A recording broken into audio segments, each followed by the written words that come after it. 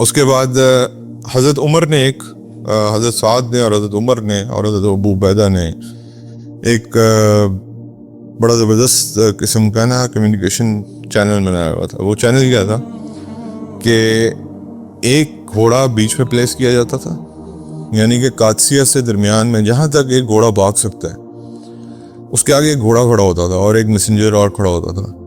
یعنی کہ حضرت سعد ہر روز 2 لیٹرز بھیجتے تھے حضرت عمر کو اور وہ اسی دن پہنچتے تھے. آپ امیجن کریں کہ قادسیہ سے مدینہ منورہ تک یہ لیٹر سیم ڈے میں پہنچتے تھے. اس کی ریزن یہ تھی کہ حضرت عمر نے ایک کمیونیکیشن بنائی ہوئی تھی. تو جب وہ اس گھوڑے تک پہنچتے تھے وہ گھوڑا وہاں سے وہ لیٹر پکڑتا تھا, اس سوار وہاں سے پکڑتا تھا, پھر وہ اگلے تک پہنچاتا تھا. تو دا لیٹر یوز ٹو, تاکہ ایک گھوڑا جو ہے وہ اس کی ساری انرجی میں وہ نہیں پہنچ سکتے تھے لیٹرز. اسی طرح یہی کمیونیکیشن چینل حضرت عمر کا حضرت ابو عبیدہ کے ساتھ بھی تھا اور حضرت ابو عبیدہ کا حضرت سعد کے ساتھ بھی تھا.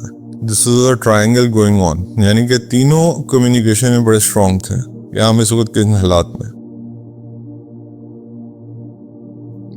الحمدللہ رب العالمین الصلاۃ والسلام علی رسول الکریم اما بعد فاعوذ باللہ من الشیطان الرجیم بسم اللہ الرحمن الرحیم. جنگ قادسیہ بڑی مشہور جنگ ہے. آپ کو پتہ ہے کہ پرشین امپائر کے خلاف جو فائنل مارکا تھا وہ قادسیہ کا مارکا تھا, اور اس میں اللہ رب العزت نے مسلمانوں کو, جو آج ایران ہے, مسلمانوں کی جھولیوں میں ڈالا. سیدنا فاروق اعظم رضی اللہ تعالیٰ عنہ کے زمانے میں یہ 2 سپر پاورز گریں جن میں سے قادسیہ تھی.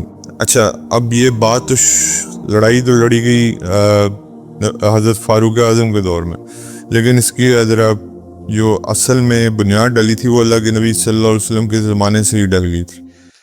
حضور صلی اللہ علیہ وسلم نے, آپ کو پتہ ہے کہ لیٹر لکھا تھا ٹو دا پرشین ایمپرر, اور ایک صحابی کو بھیجا تھا اور کہا تھا کہ جا کے میرا پیغام کسریٰ کے بادشاہ کو دے دو.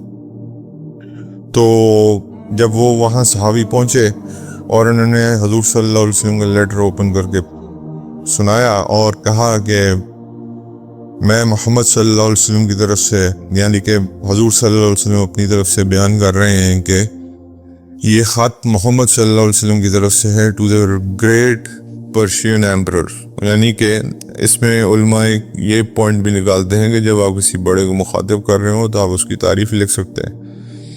پھر حضور نے لکھا کہ سلام ہو اس پہ جو ہدایت پہ ہے, یعنی کہ سلام اسی کے اوپر ہے جو ہدایت پہ ہے. اور پھر کہا کہ میں تمہیں دعوت دیتا ہوں کہ تم دین اسلام کی طرف آ جاؤ, اور یہ جو تمہارا دین ہے یعنی کہ مجوسیت, یعنی کہ یہ فائر ورشپنگ تھی, اس کو چھوڑ دو. جو پرشین ایمپرر تھا اس کو شدید غصہ آیا, اس کو تکلیف ہوئی, اور یہ 40 سال سے یہاں کا کنگ تھا, ایمپرر تھا, اور اس نے کہا ان صحابی کو کہ تمہاری جرت کیسے ہوئی کہ تم نے میرے نام سے پہلے محمد کا نام لیا. Who is Muhammad? I don't know, but the Persian emperor everyone knows. تو اس نے غصے میں آ کے نبی کریم صلی اللہ علیہ وسلم کا خط مبارک جو ہے وہ پھاڑ دیا. اور یہ صحابی واپس جب گئے اور ان کو یہ پیغام دیا کہ میرے بندے آ رہے ہیں اور they will put محمد صلی اللہ علیہ وسلم in gallows, یعنی کہ حضور صلی اللہ علیہ وسلم کو یہ گرفتار کر کے جیل میں بند کر دیں گے. انہوں نے پرشیا کو للکارا کیسے, غرور اور تکبر, یعنی کہ پرشین امپائر اتنی اپنا وہ رکھتی تھی. اس نے لیٹر لکھا یمن کے گورنر کو. اس وقت یمن جو ہے وہ انڈر پرشین رول ہوتا تھا. تو اس نے کہا کہ 2 بندے بھیجو اور محمد صلی اللہ علیہ وسلم کو قید کرو. تو جب وہ 2 بندے حضور صلی اللہ علیہ وسلم کے پاس پہنچے تو حضور صلی اللہ علیہ وسلم کو کہا کہ آپ نے ہمارے بادشاہ کے شان میں گستاخی کی ہے معاذ اللہ, تو آپ کو قید کرنے ہم آئے ہیں. تو حضور صلی اللہ علیہ وسلم آگے سے مسکرائے اور فرمایا کہ جاؤ, تمہارا بادشاہ کل مر چکا ہے, اور اس کے بیٹے نے اس کو مار دیا. اب وہ دونوں جو یمن سے لوگ آئے تھے وہ پریشان, ان کا کہ آپ کیا بات کر رہے ہیں, 40 سال سے وہ ہمارا بادشاہ ہے, اس کو کون مار سکتا ہے. حضور نے کہا جب میں تمہیں بتا رہا ہوں کہ میں نے اللہ تعالیٰ نے اس کو مار دیا اس کے بیٹے کے ذریعے سے, تو جا کے چیک کر لو بے شک. اب جب یہ بات یمن کے گورنر کو پتہ چلی تو یمن کے گورنر نے فوراً کلمہ پڑھا، اور کلمہ پڑھا ان کا یہ کسی نبی کے علاوہ یہ بات کسی کو نہیں پتہ ہو سکتی۔ اور دوسری بات یہ کہ یہ دو بندے ابھی تک اس سٹیج میں تھے کہ اور یہ حضور کو آگے سے دھمکا رہے تھے کہ ہم جا کے اپنے ایمپرر کو بتائیں گے، وہ آپ کے ساتھ اور برا کرے گا۔ حضور نے کہا جاؤ دفع ہو جاؤ یہاں سے، بتاؤ جس کو جو بتانا ہے بتاؤ، میرا اللہ ہی میرے لیے کافی ہے۔ He was protecting۔ خیر جب وہ واپس پہنچے تو واقعی ایسا ہو چکا تھا، اور اس کے بیٹے نے ہی اس کو مار کے اس کا تخت سنبھال لیا تھا۔ پھر کیا ہوا کہ تھوڑے سے بعد اس کا بیٹا بھی مار دیا گیا، اور حضور صلی اللہ علیہ وسلم نے ایک بات کہی اس پر، دس is a prophecy of prophet صلی اللہ علیہ وسلم۔ حضور صلی اللہ علیہ وسلم نے کہا میرا دین صرف پرشیا تک نہیں پہنچے گا، میرا دین اس جگہ تک بھی پہنچے گا جہاں اونٹ اور گھوڑے نہیں ہوتے۔ یعنی کہ یہ حضور صلی اللہ علیہ وسلم کی پروفیسی تھی کہ میرا دین صرف پرشیا تک نہیں پہنچے گا، میرا دین ادھر تک بھی پہنچے گا جہاں اونٹ اور گھوڑے نہیں ہوتے۔ آج انڈونیشیا میں کیملز نہیں ہوتے اور مالدیوز میں گھوڑے نہیں ہوتے۔ تو حضور صلی اللہ علیہ وسلم کی یہ پروفیسی جو دونوں مسلم کنٹریز ہیں، انڈونیشیا اور مالدیوز، ان کے بارے میں یہ پوری ہوتی ہے۔ یعنی کہ حضور نے صرف فارس کی فتح یہاں سے پوری نہیں کی، بلکہ یہاں سے بھی بتا دیا کہ انڈونیشیا آج سب سے بڑی مسلمان کنٹری ہے، آپ کو پتہ ہے آبادی کے لحاظ سے، پاکستان دوسرے نمبر پہ آتا ہے۔ اس کے بعد مالدیوز بھی اسلامک کنٹری ہے، اور اللہ تعالیٰ نے یہاں تک اسلام کو پہنچایا ہے، آپ کو پتہ ہے۔ تو خیر خسرو مر گیا، اور اس کے بعد اس کے بیٹا آیا، وہ بھی مر گیا، اور پھر ایک ٹرموائل جو ہے وہ ایرپٹ ہو گیا پرشین امپائر میں، کیونکہ حضور صلی اللہ علیہ وسلم کا خط مبارک پھاڑنا کوئی عام بات نہیں تھی۔ حضور صلی اللہ علیہ وسلم کا خط مبارک پھاڑنا was just like you are breaking your empire into tears۔ تو وہ بیسیکلی حضور نے ہی بد دعا دی تھی کہ اللہ ان کی بھی امپائر اسی طرح ٹکڑے ٹکڑے کر دے۔ اس وقت 3-4 ہی بڑی امپائرز تھیں، ایک رومن امپائر تھی، ایک پرشین امپائر تھی، ایک ایجپٹ کی امپائر تھی جو یہ فیروز جس کو دیکھتے تھے۔ تو اس کے بعد کوئی اسٹرانگ کنگ ان کو نہیں مل سکا، اور ہوتا یہ رہا کہ مسلمانوں کو فارس میں، پرشیا میں، انڈر دا رول آف خالد بن ولید رضی اللہ تعالیٰ عنہ بہت ساری فتوحات ملتی رہیں عراق میں، لیکن سیدنا خالد بن ولید رضی اللہ تعالیٰ عنہ had to join the Roman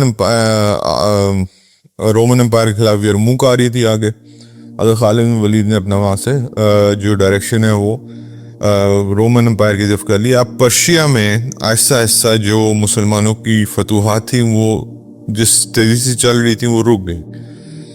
اب ان کے جو جرنیل تھے، بڑے بڑے جرنیل تھے، فارس کے جرنیل بڑے مشہور ہیں، اور یہ بڑے بہادر جرنیل کنسیڈر کیے جاتے ہیں۔ انہوں نے آپس میں میٹنگ کی، انہوں نے کہا کہ ہماری لڑائیوں کی وجہ سے مسلمان یہ فائدہ اٹھا رہے ہیں، تو let's get united and let's face them as a united Persian Empire. تو یزدگرد ایک بچہ تھا جو کہ بیسیکلی خسرو کے خاندان سے، یزدگرد the fourth کہتے ہیں اس کو، جو کہ خسرو کے خاندان سے تعلق رکھتا تھا۔ he was just 10 years old، 10 سال کا تھا۔ تو رستم جو ان کا سب سے بڑا جرنیل تھا، اب ان کا افسانوں میں بھی رستم کا نام بہت سنتے ہیں کیونکہ he was a very brave general۔ تو اس نے اس کو ایمپرر بنایا۔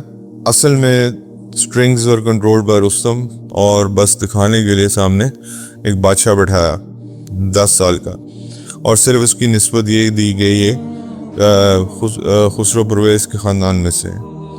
اس کے بعد ادھر رومن امپائر میں مسلمانوں کی فتوحات انڈر دا رول آف ابو عبیدہ بن جراح اینڈ حضرت خالد بن ولید جاری تھیں۔ اب جب امیسا فتح ہوا ہے، امیسا ایک ان کی بڑی مین سٹی تھی رومن امپائر میں، تو اس وقت رومنز کو بھی سمجھ آ گئی کہ یہ مسلمز آر بیکمنگ انسٹاپیبل۔ ادھر فارس میں بھی شکست دیتے جا رہے تھے، اور ادھر رومن کی طرف بھی شکست ہوتی جا رہی تھی۔ پھر وہ ہوا جو کبھی نہیں ہوا تھا، 800 سال تک رومنز اور پرشینز آپس میں لڑتے رہے، اور پھر کیا ہوا کہ دے شک hands together because of the Muslim army. مسلمانوں کی ہیبت ایسے طاری تھی کہ آج آپ جیسے کہہ لیں گے یو ایس اے اور رشیا یونائٹ ہو جائے مسلمانوں کے خلاف، یا یو ایس اے اور چائنا یونائٹ ہو جائے، یا چائنا اور رشیا یونائٹ ہو جائے، تو اور رومن ایمپرر نے اپنی بیٹی سوری بلکہ پوتی کا نکاح جو ہے وہ یزدگرد کے ساتھ کیا، جو کہ اس وقت صرف ابھی 14 سال کا ہوا تھا. انہوں نے یہ پلان کیا کہ ہم اب اپنی جو بارڈر پہ فورسز ہیں، یعنی کہ رومنز اور پرشیا کا جو بارڈر ملتا تھا، وہاں سے فورسز ہٹا کے ہم مڈ آف آور جو ہماری مین ایریاز ہیں ان کے اوپر ان کو لائیں گے، تاکہ ہم آپس میں لڑائی روکیں اور مسلمانوں کا مقابلہ کر سکیں. اچھا، رومنز کو تو ٹیکل کرنے کے لیے مسلمانوں کی فوج آلریڈی موجود تھی وہاں پہ. حضرت ابو عبیدہ واز آلریڈی فائٹنگ دیر. اس کے بعد جو ہے حضرت عمر رضی اللہ تعالیٰ عنہ نے دیکھا کہ فارس اور رومن جب ایک ہو رہے ہیں تو this is a huge challenge coming up. تو حضرت عمر رضی اللہ تعالیٰ عنہ کو یہ پتا تھا کہ رومنز کو تو کرٹیل کر لیں گے حضرت خالد اور حضرت ابو عبیدہ وہاں پہ. What about Persians? تو Persians at a same time دو سپر پاورز کے ساتھ جنگیں چل رہی ہیں. بس آپ امیجن کریں کہ مسلمانوں کی طاقت اتنی بڑھ چکی تھی، اللہ تعالیٰ نے اتنا جذبہ جہاد اور اتنا طاقت دی ہوئی تھی کہ دو سپر پاورز کو ایک ٹائم پہ ٹیکل کر رہے تھے. حضرت عمر رضی اللہ تعالیٰ عنہ نے مدینہ منورہ میں اعلان کیا کہ پورے عرب میں جہاد کا حکم دے دیں اور جتنے لوگ آ سکتے ہیں ان کو جمع کریں. تو اور خود حج پہ چلے گئے، اور واپس جب حج سے ہو کے آئے تو دیکھا کہ جب اوپر نظریں اٹھا کے دیکھا تو لوگ ہی لوگ تھے، یعنی کہ تا حد نگاہ لوگ ہی لوگ تھے. تو حضرت عمر کو بتایا گیا کہ یہ سارے لوگ بیسکلی فارس کے خلاف جنگ کے لیے آئے ہیں، جو اپنے میسنجرز بھیجے تھے ان کو رسپونڈ کیا اور جہاد کے لیے آئے. حضرت عمر نے فوج کو ایک پورا یونائٹ کیا، اور اس کے بعد حضرت Umar started to lead the army and almost went outside Madinah Munawwarah. وہاں جا کے حضرت علی رضی اللہ تعالیٰ عنہ اور حضرت عبد الرحمن بن عوف رضی اللہ تعالیٰ عنہ نے حضرت عمر کو منع کیا کہ آپ اس فوج کو لیڈ مت کریں.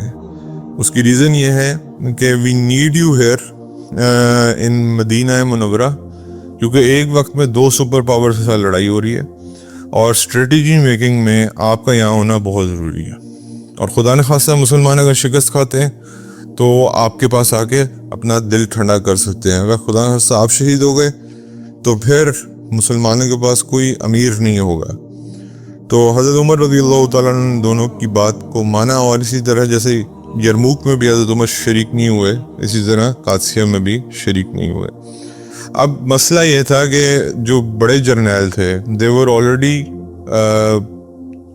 بزی ان فائٹنگ رومنز، یعنی کہ ابو عبیدہ بن جراح، حضرت خالد بن ولید، حضرت کاکا بن عامر رضی اللہ تعالیٰ عنہ، یہ سارے جرنیل بڑے بڑے جو تھے یہ ادھر مصروف تھے. اب یہ سمجھ نہیں آ رہی تھی کہ قادسیہ کی طرف جو فوج بھیجنی ہے اس کو امیر کس کو بنایا جائے. تو سڈنلی ایک لیٹر آتا ہے، اور حضرت سعد بن ابی وقاص رضی اللہ تعالیٰ عنہ کی طرف سے لیٹر آتا ہے، اور یہ لیٹر میں لکھا جاتا ہے کہ انہوں نے مطلب کہ آپ کہہ لیں گے چنک آف دا آرمی جو تھی وہ انہوں نے بھیجی تھی تیار کر کے. تو حضرت عبد الرحمن بن عوف نے کہا کہ I found the leader for this army and none other than Saad bin Abi Waqqas رضی اللہ تعالیٰ. تو جب سعد رضی اللہ تعالیٰ عنہ کا نام سنا تو سارے صحابہ اس میں متفق تھے کہ سعد شیر ہے، اور یہ جو ہے نا مسلمان فوج کو اچھا لیڈ کریں گے. حضور صلی اللہ علیہ وسلم کے ماموں بھی تھے، اور یہ واحد شخص ہیں حضرت سعد بن ابی وقاص جو احد کے دن حضور کو بچاتے ہوئے جب تیر چلا رہے تھے. ان کے حضرت سعد کہتے ہیں کہ پہلا تیر میں نہیں چلایا اسلام کی خاطر. تو حضور صلی اللہ علیہ وسلم نے ان کو کہا تھا کہ میرے ماں باپ آپ پہ قربان، یعنی کہ صحابہ کہا کرتے تھے کہ ہمارے ماں باپ آپ پہ قربان ہو. حضرت سعد کے بارے میں کہا گیا تھا، رسول اللہ صلی اللہ علیہ وسلم نے کہا تھا کہ میرے ماں باپ کے قربان ہو، تیر چلائیں. خیر حضرت سعد بن ابی وقاص کو کمانڈر بنایا گیا، اور 30,000 آرمی واز لیڈ بائی ہم. اور اس کے بعد یہ پہنچے جہاں پہ عرب کی اور فارس کی باؤنڈری ملتی ہے، دیٹ پلیس قادسیہ. اور حضرت عمر کی سیریس انسٹرکشن تھی کہ آپ نے لڑائی نہیں کرنی جب تک آپ دعوت نہ دے دیں. مسلمانوں کا جو طریقہ رہا ہے ہمیشہ کہ دعوت قبول کرو ورنہ جزیہ دو ورنہ پھر قتال کے لیے تیار ہو. سنو آف رسول صلی اللہ علیہ وسلم یہی تھی.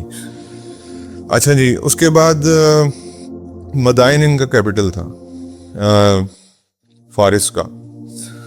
تو اب یہ جو پرشینس تھے یہ سمجھ رہے تھے کہ پتہ نہیں یہ کون لوگ ہیں جنہوں نے ہمیں چیلنج کیا ہے.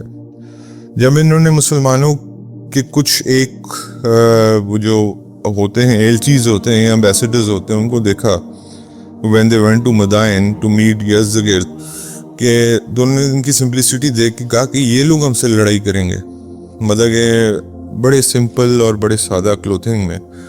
خیر یزدگرد کو جا کے سیدھا انہوں نے کہا کہ دیکھیں, یزدگرد نے کہا کہ بچہ تھا, اس نے آگے سے کہا کہ آپ ہماری لڑائیوں کا فائدہ اٹھا رہے ہیں. تو صحابہ نے آگے سے کہا کہ ہم آپ کی لڑائیوں کا فائدہ نہیں اٹھا رہے, ہم آپ کو صرف دعوت رسول صلی اللہ علیہ وسلم پہنچانے آئے ہیں. مسلمان ہو جائیے, ہمیں آپ سے کوئی غرض نہیں ہے, ورنہ پھر جزیہ دیں ورنہ پھر ہماری تلواروں کا سامنا کریں. تو یزدگرد بے عقل چھوٹا سا بچہ تھا 14-15 سال کا, اس نے فیورس ہو کے کہا کہ اب یہاں سے جاؤ اور اب ہماری فوجوں کا سامنا کرو. تو یزدگرد نے ایک کام کیا جسٹ ٹو بلیٹل مسلمز, یعنی کہ بےزتی کرنے کے لیے صحابہ اکرام کی, نعوذ باللہ, کہ پوچھا کہ آپ سے سب سے بڑا خاندانی طور پہ کون ہے. تو خاندانی طور پہ جو صحابی وہاں پہ سب سے بڑے تھے, یعنی کہ جن کا بیک گراؤنڈ اسٹرانگ تھا, ان کے سر پہ ایک ٹوکرا مٹی کا لاد دیا گیا اور کہا اس ٹوکرے کے ساتھ واپس جاؤ. تو اس کے بعد جب یہ باقی حضرت جو ہے ادھر ویر ایز کمانڈ آف حضرت عمر آئی ہوئی تھی کہ حضرت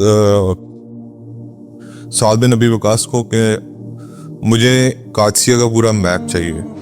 I want to see this war as it is happening in front of me. حضرت سعد بن ابی وقاص نے انجینئرز کے ساتھ بیٹھ کے پورا قادسیہ کا میپ بنایا اور حضرت عمر کو بھیجا. اچھا, یزدگرد بڑا اپنی طرف سے بچہ تھا, پاگل تھا, شو مارا تھا کہ میں نے تو مسلمانوں کی بےزتی کی. ان کے سب سے بڑے جو اونچے گھر کے انسان تھے, ان کے سر پہ مٹی کا ٹوکرا لاد کے دیے, سارے ہنس رہے تھے اس بات پہ. تو وہاں بھی ایک نجومی بیٹھا ہوا تھا, آپ کو پتہ ہے مجوسی ہے, مجوسی جو ہے وہ علم نجوم پہ بڑا یقین رکھتے ہیں. وہ بڑا پریشان اور باقی سارے حادثے. اس نے یزدگرد کو جا کے کہا کہ یہ کیا بیوقوف کی ہے آپ تم نے. انہوں نے کہا کیا ہوا ہے. انہوں نے کہا کہ بات یہ ہے کہ ایران سے جو مٹی لے کے گیا ہے اس کا مطلب وہ ایران بھی لے گیا. یعنی کہ پھر یزدگرد نے بندے بگائے پیچھے, لیکن اٹ واز ٹو لیٹ. صحابہ جو آئے تھے وہ they had already reached Qadisiyyah, بس جو ہونا تو ہو گیا. اس کے بعد ان نیگوشیشنز میں, کنسلٹیشنز میں 3 مہینے گزر گئے اور اس میں بہت سارا ٹائم ویسٹ ہو گیا کیونکہ پرشین فوج ابھی تک تیار نہیں ہو پائی. تو وہ جو رومنز اور پرشینز کا پلان تھا کھٹے مسلمانوں کے ساتھ لڑنے کا, وہ بھی اس کی وجہ سے فیل ہو گیا. مسلمانوں نے ان کو ادھر بزی کر دیا رومنز کو, اور یہ ویرز اپنی لڑائی کے اندر تیاری کر رہے تھے. اس کے بعد حضرت عمر نے حضرت سعد نے اور حضرت عمر نے اور حضرت ابو عبیدہ نے ایک بڑا زبردست قسم کا نا کمیونیکیشن چینل بنایا ہوا تھا. وہ چینل کیا تھا کہ ایک گھوڑا بیچ میں پلیس کیا جاتا تھا, یعنی کہ قادسیہ سے درمیان میں جہاں تک ایک گھوڑا بھاگ سکتا ہے اس کے آگے ایک گھوڑا کھڑا ہوتا تھا اور ایک میسنجر اور کھڑا ہوتا تھا. یعنی کہ حضرت سعد ہر روز 2 لیٹرز بھیجتے تھے حضرت عمر کو اور وہ اسی دن پہنچتے تھے. آپ امیجن کریں کہ قادسیہ سے مدینہ منورہ تک یہ لیٹر سیم ڈے میں پہنچتے تھے. اس کی ریزن یہ تھی کہ حضرت عمر نے ایک کمیونیکیشن بنائی ہوئی تھی. تو جب وہ اس گھوڑے تک پہنچتے تھے, وہ گھوڑا وہاں سے وہ لیٹر پکڑتا تھا, اس سوار وہاں سے پکڑتا تھا, پھر وہ اگلے تک پہنچاتا تھا. تو دا لیٹر یوز ٹو, تاکہ ایک گھوڑا جو ہے وہ اس کی ساری انرجی میں وہ نہیں پہنچ سکتے تھے لیٹرز. اسی طرح یہی کمیونیکیشن چینل حضرت عمر کا حضرت ابو عبیدہ کے ساتھ بھی تھا اور حضرت ابو عبیدہ کا حضرت سعد کے ساتھ بھی تھا. دس is a triangle going on, یعنی کہ تینوں کمیونیکیشن میں بڑے اسٹرانگ تھے یہاں میں اس وقت کے حالات میں. اس کے بعد حضرت ابو عبیدہ کو یہ میسج بھیجا حضرت عمر رضی اللہ تعالیٰ عنہ نے کہ جو فوج حضرت خالد کے ساتھ لڑ رہی تھی عراق میں 6000، اب آپ نے یرموک کی لڑائی میں شکست دے دی ہے، وہ 6000 فوجی واپس بھیجے ری انفورسمنٹس کے لیے ٹو حضرت سعد. حضرت کاکا ابن عمر کی اس میں مدر کے لیڈرشپ میں اس فوج کو وہاں سے روانہ کیا گیا. اس کے بعد مہینہ گزر گیا، 1 مہینہ گزر گیا، اور رستم was trying to delay what was happening, جنگ سے بچنے کی کوشش کرتا رہا. لیکن ہوا کیا کہ حضرت سعد نے اپنی یہاں پہ انٹیلیجنس یوز کر کے کیا کیا کہ ان کو پتہ تھا کہ جنگ لمبی چلے گی. انہوں نے کہا کہ مسلمان فوج کے لیے جو اسینشلز ہیں، کھانے پینے کے سامان ہیں، وہ سارا اکٹھا کر لیا جائے اس ٹائم میں. اب یہ مقام بھی مشکل تھا کیونکہ پرشین بازاروں سے جا کر کام کرنا آسان نہیں تھا، کیونکہ وہاں پہ لوگ نفرت کرتے تھے مسلمانوں سے. تو حضرت سلمان الفارسی رضی اللہ تعالیٰ عنہ جو وہیں کے ایک رہنے والے تھے، پہلے آپ کو پتہ ہے، حضرت سلمان فارسی نے یہ کام پورا کیا، اور جب مسلمانوں کا سارا کھانا پینے کا انتظام پورا ہو گیا، اینڈ دین مسلمان فوج کی جو ہے وہ پوری ہو گئی، تو Muslim army was ready to fight. No it was the delay was on their side. اس کے بعد آخری جو بات ہوئی وہ یہ ہوئی کہ مغیرہ ابن شعبہ رضی اللہ تعالیٰ عنہ کو، وہ بھی جرنیل تھے، حضور صلی اللہ علیہ وسلم کے پرسنل باڈی گارڈ بھی ہے، کو بھیجا حضرت سعد نے فائنل میسج کے لیے ٹو رستم کہ مسلمان ہو جاؤ یا پھر جزیہ دے دو یا پھر لڑائی کے لیے تیار ہو جاؤ. تو رستم جیسے حضرت مغیرہ ابن شعبہ رضی اللہ تعالیٰ عنہ رستم کے پاس پہنچ رہے تھے تو رستم ہنس رہا تھا، اور آہستہ آہستہ اس کی ہنسی جو ہے وہ ختم ہوتی گئی کیونکہ ان کا روب بہت زیادہ تھا. اور ایک اور روایت میں آتا ہے کہ ایک صحابی تھے جو کالے رنگ کے تھے، وہ جیسے ہی پہنچے تو رستم کے اوپر روب اتنا پڑا کہ اس سے بات نہیں ہوئی بعد میں. لیکن حضرت مغیرہ ابن شعبہ کی تلوار کو دیکھ کے رستم نے مذاق اڑایا کہ یہ تلوار سے تم سے لڑو گے، پرانی تلواریں تم لوگ کی ٹوٹ جائیں گی. حضرت مغیرہ ابن شعبہ نے کہا کہ ہماری تلواریں پرانی ہو یا نہیں، ہم اللہ کے اوپر توکل کر کے لڑتے ہیں، تو اپنی نئی تلواریں لے آؤ.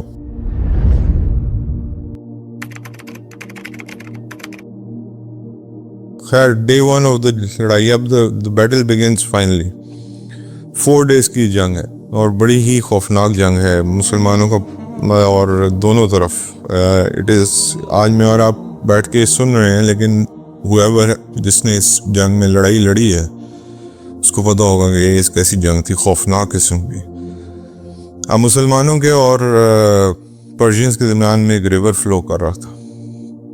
مسلمان پیچھے سے یہ سبق حاصل کر چکے تھے کہ ریور کو کراس نہیں کرنا، کیونکہ اس سے پیچھے ایک جنگ ہوئی تھی جس سے مسلمانوں نے یہ غلطی کی تھی کہ ریور کراس کر لیا تھا، جس کی وجہ سے پرشین آرمی نے ان کو وہیں عادت فوج کو وہیں شہید کر دیا تھا. تو اس لیے اس دفعہ مسلمانوں نے ویٹ کیا کہ let them cross the river on are side. تو رستم نے ایک ریور کراس کیا اور ریور کراس کر کے ہی کیم ٹورڈز ڈیزرٹ. اب مسلمان آمنے سامنے تھے. 1.5 لاکھ کی فوج تھی جی پرشیا کی، اور 30,000 کی تھی، 36,000 کی تھی مسلمانوں کی. 6,000 کی ری انفورسمنٹ ابھی تک پہنچی نہیں ہے، ڈے 2 پہ پہنچے گی. خیر ابھی 30,000 اور ورسز 150 کے یہ نمبرز تھے. اور سب سے بڑا چیلنج جو مسلمانوں کے لیے تھا وہ تھا انڈین ایلیفنٹس. یہاں پہ جو پرشین آرمی تھی ان کے پاس انڈین ایلیفنٹس تھے، اور ایک نہیں تھا، 33 انڈین ایلیفنٹس تھے. 33 انڈین ایلیفنٹس، اور عرب نے آج تک ایلیفنٹس نہیں دیکھے ہوئے تھے. تو مسلمانوں کے لیے سب سے بڑا چیلنج یہ ایلیفنٹس تھے، یہ ان کو کیسے ٹیکل کرنے. اس کے بعد رستم نے کہا کہ آج کے دن میں ہی میں ان مسلمانوں کو ختم کر دوں گا. تو ساتھ جو اس کا جرنیل بیٹھا تھا ایک اور، اس نے کہا اگر ہمارے خداؤں نے چاہا، اس نے کہا اگر ہمارے خداؤں نے نہ بھی چاہا تو میں آج ہی ختم کر دوں گا. بڑا بول بولا.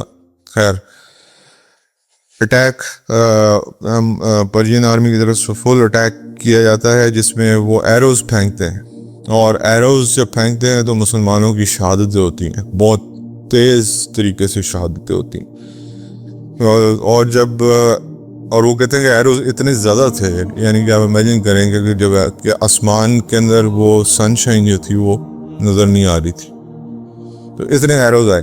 آگے سے مسلمانوں نے کاؤنٹر پنچ کرنے کی جب کوشش کی اور دوبارہ ادھر سے ایروز پھینکے, تو مسلمان کے ایروز جو تھے وہ ویک تھے, اور یہ جو پرشین آرمی تھی یہ فلی کورڈ تھی ود میٹل آرمر, ان کو ایروز نے کوئی فرق نہیں ڈالا. اس کے بعد حضرت سعد بیمار ہو گئے تھے اس جنگ میں, تو حضرت سعد پیچھے ایک ہائٹ پہ ایک جگہ تھی جہاں پہ حضرت سعد نے اپنا بستر لگا کے وہیں سے ساری لڑائی لڑوا رہے تھے. ان کو سکن کی ڈیزیز ہو گئی تھی, couldn't move ایکچولی, کیونکہ نیا علاقہ تھا ان کو, وہاں پہ جاتے ہی وہ یہ سکن ڈیزیز ہوگی. حضرت سعد لیکن وہاں سے ہی ساری فوج کو کنٹرول کر رہے تھے. حضرت سعد نے جب دیکھا کہ ہمارا ایروز والا فلاپ ہو گیا ہے, انہوں نے کیولری مینز ہارسز کو کہا کہ آپ اٹیک کرو.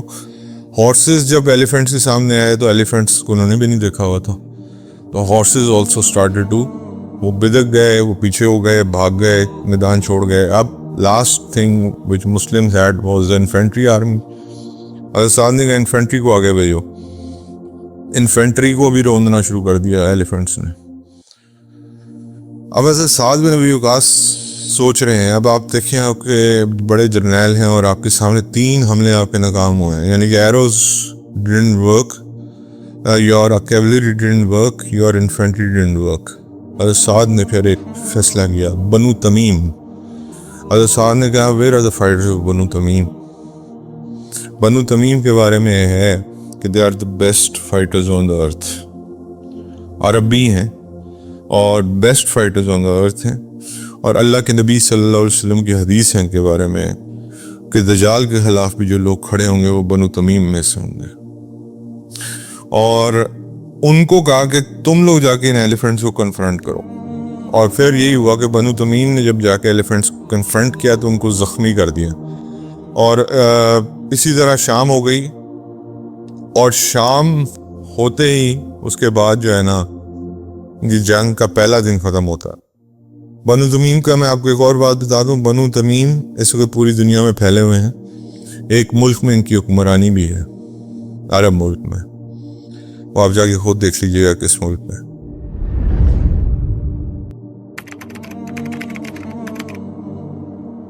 اچھا, ڈے 2 ارائیو ہوتا ہے. ڈے 2 کے اندر ایک مسلمان اور فارس کی فوجیں دونوں دیکھتی ہیں کہ ایک سینڈ سٹارم آ رہا ہے دونوں طرف سے. تو سینڈ سٹارم میں بیسکلی حضرت قعقاع بن عمر رضی اللہ تعالیٰ عنہ اپنی ری انفورسمنٹس لے کے پہنچتے.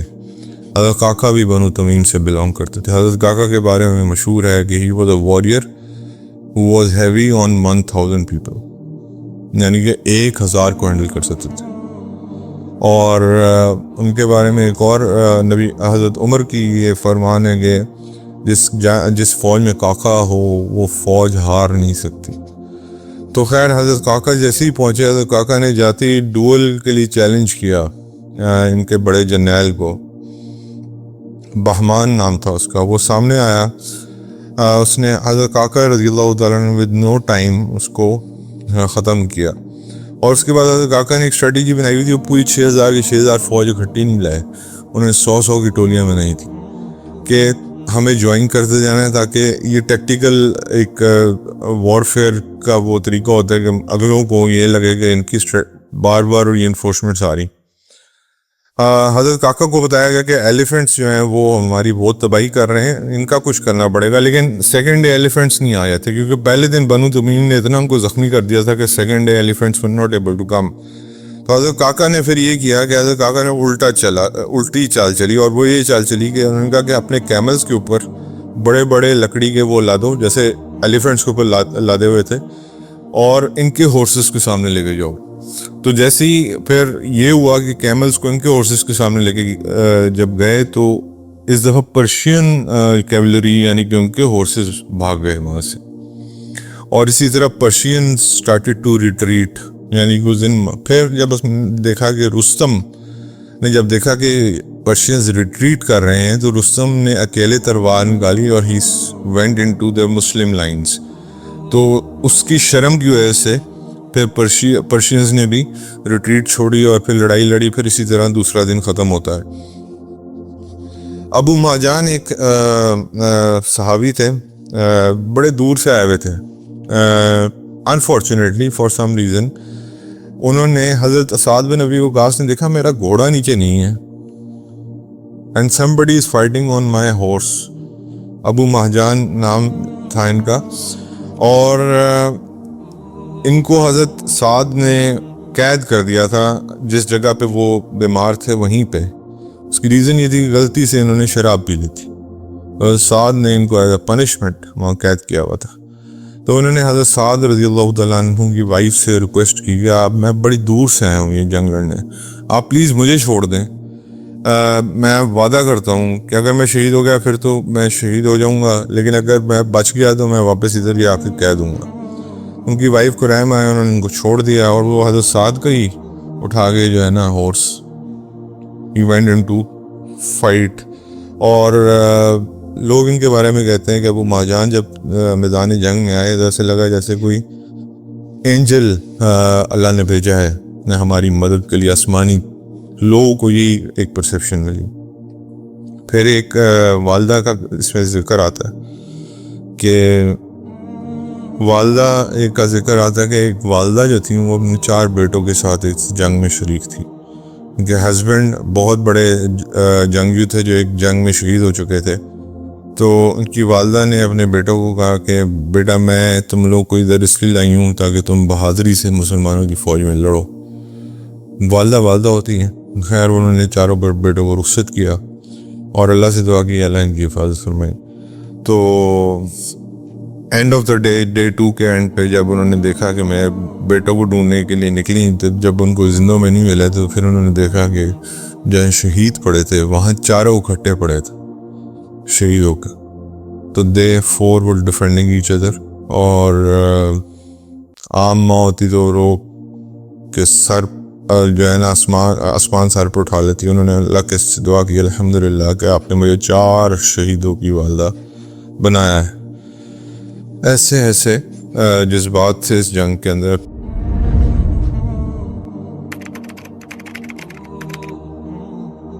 پھر اس کے بعد ڈے نمبر 3 شروع ہوتا ہے جی, اور یہ سب سے مشکل دن تھا. اس دن مسلمان تقریباً ہار گئے, تقریباً دس وار واز اوور, اور اس کو ڈے آف ہارڈ شپس کہتے ہیں. ایلیفینٹس اگین دیور ان کی انجریز کو ٹھیک کر دیا گیا تھا. No they were fine, they came back again.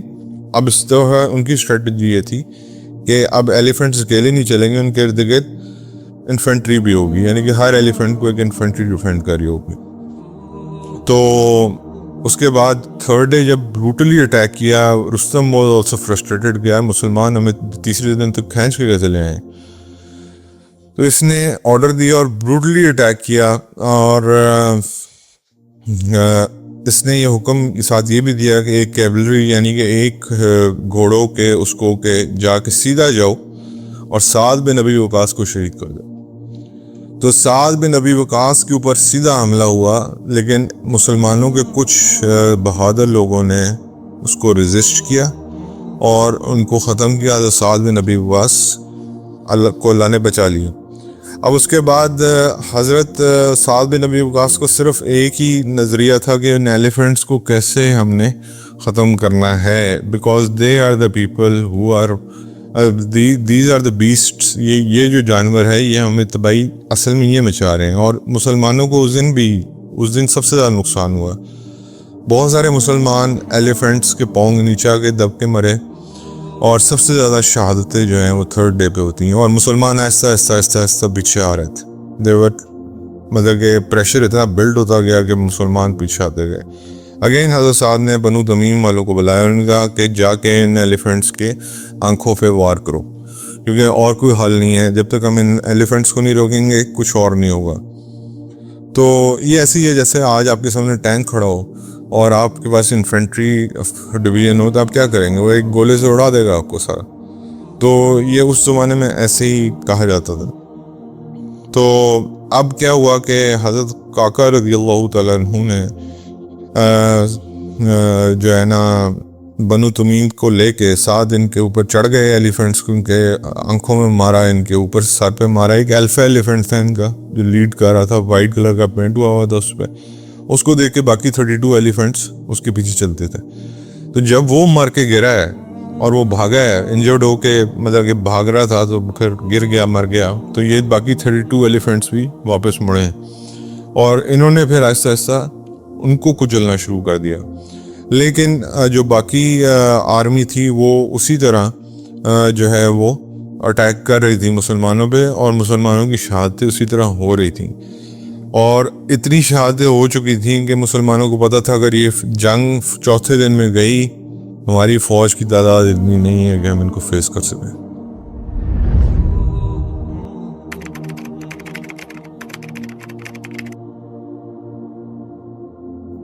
تو ڈے 4 شروع ہوتا ہے جی, اور ڈے 4 کو حضرت کاکا ایک سوسائڈل مشن کرتے ہیں.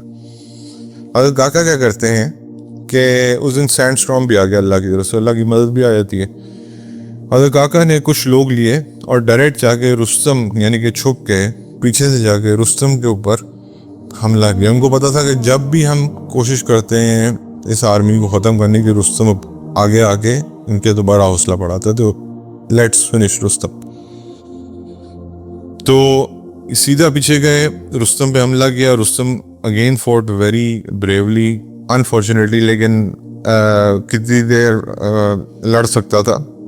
مسلمانوں نے اس کو اتنا زخمی کر دیا. حضرت کاکا کی بڑی سوسائڈل مشن تھا, ان کو پتا تھا کچھ بھی ہو سکتا ہے, مطلب ہم مار دیے جا سکتے ہیں, ہم شہادت ہمیں مل سکتی ہے. لیکن انہوں نے اس ایک چیلنج لیا, ڈرتے نہیں تھے. تو انہوں نے جو ہے نا یہ چیلنج دیا اور رستم کو بروٹلی جو ہے نا وہ زخمی کر دیا. خیر وہ جنگ چھوڑ کے بھاگا. اب ایک مسلمان کا نام آتا ہے ہلال.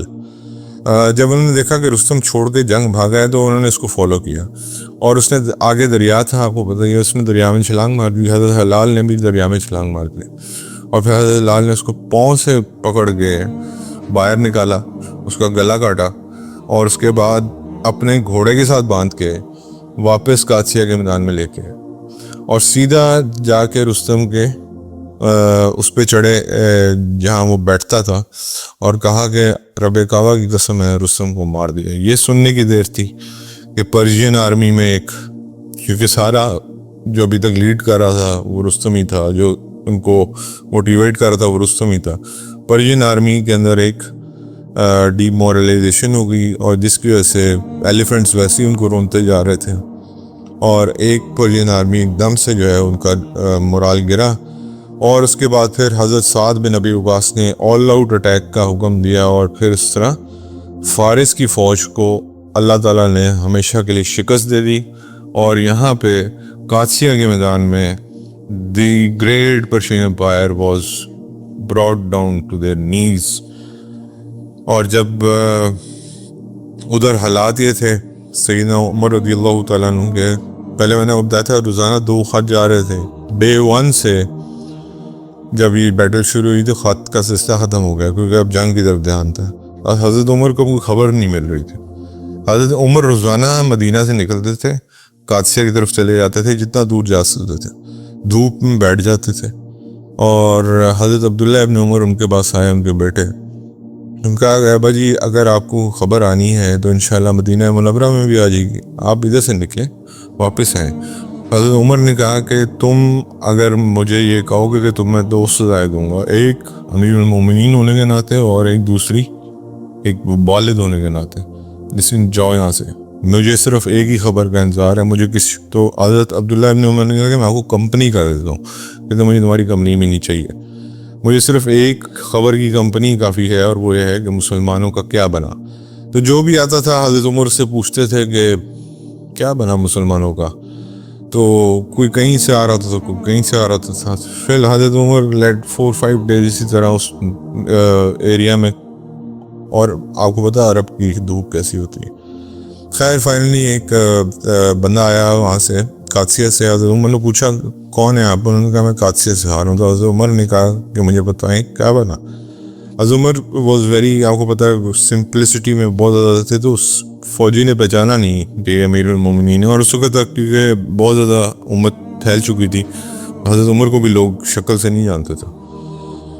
تو انہوں نے کہا قادسیہ میں کیا بنا؟ تو انہوں نے کہا کہ اللہ نے مسلمانوں کو فتح نصیب فرمائی. حضرت عمر رونا شروع ہو گئے اور پوچھا کتنے مسلمان شہید ہوئے؟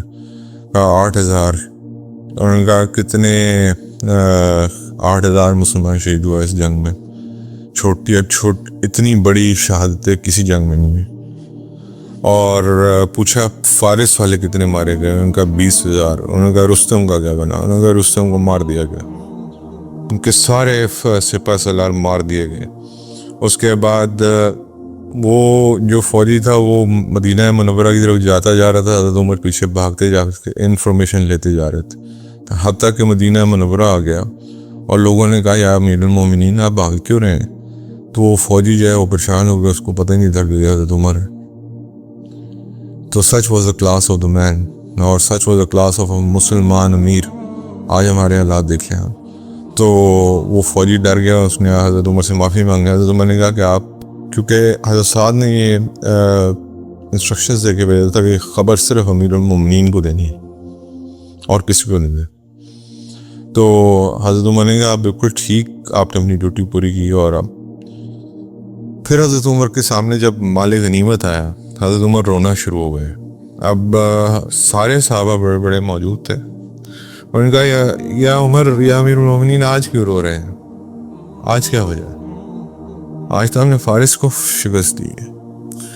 ہم یہاں پہ چھوٹے چھوٹے آپریشنز کر کے ان کے اوپر کیا کیا مناتے ہیں, اللہ معاف کرے.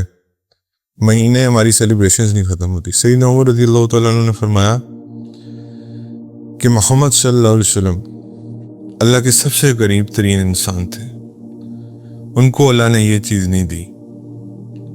پھر اس کے بعد سیدنا صدیق اکبر رضی اللہ تعالیٰ عنہ, اس کے بعد اللہ کے سب سے محبوب ترین انسان ہے تمام انبیاء کے بعد, ان کو اللہ نے یہ نہیں دیا.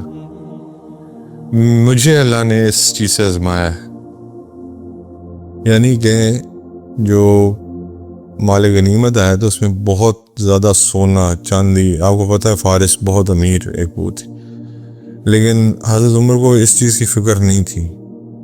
اور پھر انہوں نے حضرت عثمان نے ان سے غالباً پوچھا کہ یا امیر المومنین آپ کیوں آج پریشان ہیں؟ انہوں نے کہا کہ مجھے, حضرت عمر نے فرمایا مجھے مسلمانوں کی سمپلسٹی سے ڈر نہیں لگتا, مشکلات سے ڈر نہیں لگتا, مجھے مسلمانوں کی مٹیریل سے ڈر لگتا ہے کہ جب ان کے درمیان میں مٹیریل آ جائے گا تو یہ آپس میں لڑیں گے. اور آج آپ کے سامنے کہ جب ہمارے درمیان مٹیریل آیا ہے تو آج بھائی بھائی کا دشمن ہے, باپ بیٹے کا, بیٹا باپ کا, بہن بھائی کی, ماں بیٹے کی یا بیٹے کی, بیوی شوہر کی, شوہر بیوی کی, سب کچھ مٹیریل کی وجہ سے ہو رہا ہے. حضرت عمر کی جو فکر تھی, جن کو لاحق تھی, وہ یہی تھی کہ یہ جو اتنا سامان آ گیا ہے یہ مسلمانوں میں فتنہ برپا کرے گا. اور پھر حضرت عمر نے حضرت سراقہ کو بلایا, اور حضرت سراقہ کون تھے؟ جنہوں نے حضرت ابوبکر اور حضرت عمر, حضرت حضور صلی اللہ علیہ وسلم کو فالو کیا تھا, جن کا گھوڑا دھنس کیا تھا ہجرت کے وقت. اس وقت حضرت حضور صلی اللہ علیہ وسلم نے وعدہ کیا تھا کہ کیا تم یہ نہیں چاہتے کہ تم فارس کے بادشاہ کے کنگن پہنو؟ اس وقت انہوں نے ہنس پڑے واپس. ان کا فارس کہاں, میں کہاں, میں گاں بدو ہوں. کہا کہ میں خوشخبری دیتا ہوں, تم اگر یہ خبر پیچھے جا کے نہیں دو گے تو تمہیں فارس کے کنگن پہنائے جائیں گے. حضرت عمر نے یہ وعدہ پورا کیا, ان کو فارس کا پورا جو ایمپرر کا ڈریس تھا وہ پہنایا اور کہا کہ اللہ کے رسول کا وعدہ آج پورا ہوا. اس کے بعد مسلمان مدائن پہ پہنچے اور مدائن فتح کیا, یعنی کہ ایران عراق جو آج مسلمان ہے, یہ حضرت عمر کے مرہون منت اللہ تعالیٰ نے ان کو چوز کیا, اور یہی لوگ آج ان سے نفرت کرتے ہیں. حالانکہ یہی لوگ کو پتہ ہونا چاہیے کہ ان کا ذریعہ ہدایت حضرت عمر فاروق تھے. ان کو اپنی ہسٹری یا اپنی یعنی کہ فارس کی جو وہ تھی لیگیسی, اس پہ زیادہ گھمنڈ ہے اس سے کہ مسلمان ہیں. اور یہ جو جنگ قادسیہ کے اندر ایک پریزنر بنایا گیا جس کا نام فیروز تھا. بہت سارے مار دیے گئے, کچھ پریزنر بھی بنے. وہی فیروز, ابو لولو فیروز خبیث, بعد میں مسلمانوں کے سیکنڈ کیلف حضرت عمر فاروق رضی اللہ تعالیٰ عنہ کو شہید کرنے والا بنا. یعنی کہ قادسیہ کی جو ایک تکلیف تھی وہ اس کے دل سے نکلی نہیں. اس نے حضرت عمر فاروق کو نماز فجر میں پھر آپ کو پتہ ہی ہے کہ شہید کیا. لیکن یہ تھے ہمارے جرنیل اور یہ ہمارے لیڈرز تھے جنہوں نے ایک وقت میں 2 سپر پاورز کو ایٹ اے سیملٹینیس ریٹ ختم کیا. اور ادھر مدائن فتح ہو رہا ہے اور ادھر یروشلم فتح ہو رہا ہے, ایک ہی وقت. یہ مسلمانوں کی پاور تھی. اور آج جب ہم اپنا محاسبہ کرتے ہیں, آج اللہ معاف کرے ہم سے اپنی سرحدیں ڈیفینڈ نہیں ہوتی. مدائن اور یہ چیزیں, یہ بڑی سپر پاور سے بہت دور کی بات ہے. اور یہ ساری چیزیں آتی ہیں اللہ کی مدد سے, اور حضرت فاروق اعظم نے اللہ کی مدد کو نہیں چھوڑا. اللہ تعالیٰ ساری قادسیہ کی جنگ کا بیان کرنے کا صرف مقصد یہ تھا کہ یہ جنگیں اب جیسے یرموک ہے, ابھی یرموک کے اوپر بھی انشاءاللہ اللہ نے توفیق دی تو اس کو پورا کریں گے, کہ یہ اتنی بڑی جنگیں ہیں جو آج ہماری نسلوں کو پتہ ہی نہیں کہ قادسیہ کیا ہے. What is Qadisiyyah? This was a doorway towards Iran, Iraq, ساری فتح یہ جو آج میرے آپ تک پہنچی ہوئی ہے. پاکستان, بلوچستان کا ایک حصہ حضرت عمر فاروق نے فتح کیا. آج مسلمان کے بچے کو یہ بات ہی نہیں پتا, انفارچونیٹ ہسٹری نہیں پتا, کیونکہ ہمارے پاس ٹائم نہیں پڑھنے کے لیے. اللہ تعالیٰ ہمیں ان حضرات کی مٹی ہی نصیب فرما دے. جزاکم اللہ خیر.